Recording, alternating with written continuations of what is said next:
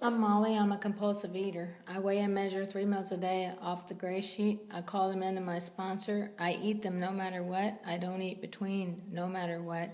And abstinence is the most important thing I choose to do today because it's the door to the rest of my life. I've been abstinent since January 7th, 2002, so a little over 13 years. And it's really changed my life in so many ways. I have always been afraid of what people think. So I like this topic because I had to make a decision early on in my abstinence when I did make the decision that I was going to commit to this program because it gave me sanity in ways I had never had before. I decided that if I was going to be embarrassed, I was going to be embarrassed because there was a scale on the table and not because I weighed more than anyone else sitting there and not because I ate all the time and couldn't stop and not because I was a crazy person because all I thought about was food.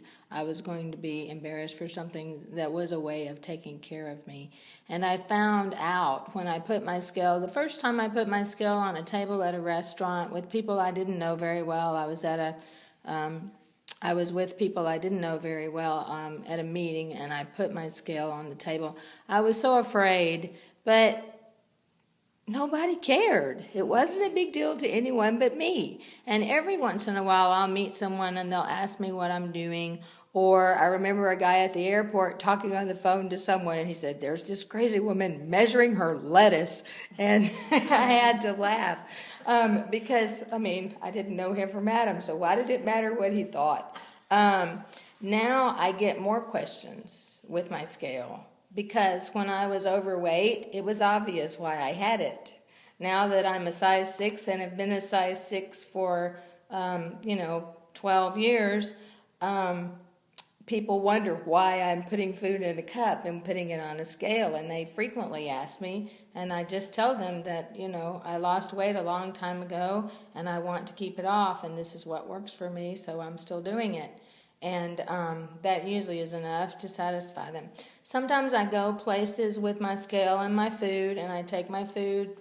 I have to take my food where I go. I am a school teacher, so I'm fortunate to spend my life with very compassionate people that accept, the tough kids and the easy kids. And so me pulling out a scale is really not a problem at work. The only problem at work is that I get undeserved praise. "Oh, you're so disciplined," and they don't understand that what I am is an addict, and it keeps me from having to practice my addiction. But I don't get hassled about it at school, except for the one day someone wanted to share my food because it looked so delicious, and I had to explain that I did a special food plan and I couldn't share it. But it went okay. And I go to a songwriter's retreat where I take a lot of food, and there's a chef there, and he prepares mostly healthy food, but sometimes he prepares things that I can't eat. And I, had to write a 2-page list of dietary needs to go to this retreat. And a lot of times I'm eating more than anyone else at the table because I eat a lot of raw vegetables. And my husband jokes when we go places like family reunions, and we just went to my future in-laws place for my future daughter-in-law's graduation, and had a party there, and I set my food down, and he said, "She's on a diet, so she has to eat more of the rest of us." And I said, "It's not about what I eat, it's about how many times I eat." And my son said, "And what you don't eat." So I found that people that might worry about what I eat, if they stay in my life, they not only accept it, but they become attached to it. I remember when my son was smaller, I was eating something he had never seen me eat before, and he freaked out. He said, "Mom, can you eat that?"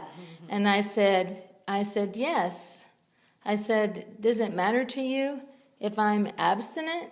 And he said, "Yes." And I said, "Why?" He said, "Because it matters to me if you're happy." And I said, "So you don't think I was happy before abstinence?" And he said, "Well, Mom, you cried a lot."